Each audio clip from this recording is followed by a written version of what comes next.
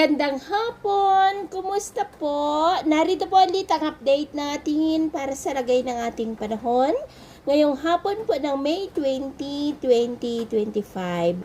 Sa ngayon po ay nakalampas na sa ating area of responsibility ang sama ng panahon na nagpaulan po sa ilang bahagi ng ating bansa. At bago po matapos ang buwan na ito, ay posibleng maramdaman na natin ang mahinang daloy ng hanging habagat o yung tinatawag po natin na southwesterly wind flow. At next month, posibleng ideklara na ang opisyal na simula ng habagat season o yung tag-ulan season po.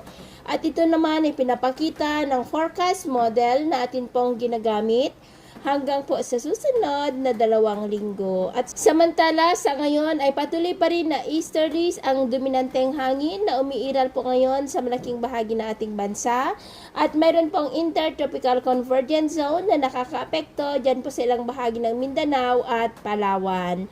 At sa lagay ng ating panahon, ngayong hapon ay nakakaranas ng maulap na kalangitan with isolated light to heavy rains ang malaking bahagi po ng Mindanao, Kabisayaan, ilang bahagi po ng Bicol Region, Mimaropa, southern part ng Quezon, Ilocos Region at Cordillera. At mamayang gabi po may chance pa rin ng mga isolated rains sa ilang bahagi po ng ating bansa at posibleng malalakas na ulan sa ilang bahagi ng Zamboanga Peninsula, Lanao Provinces, Sultan Kudarat, Western Visayas, Central Visayas, Ilocos Region at ilang bahagi po ng Cordillera at Cagayan. Kaya mag-ingat po tayo dahil posible pa rin po ang mga banta ng mapagbaha at pagguho ng lupa.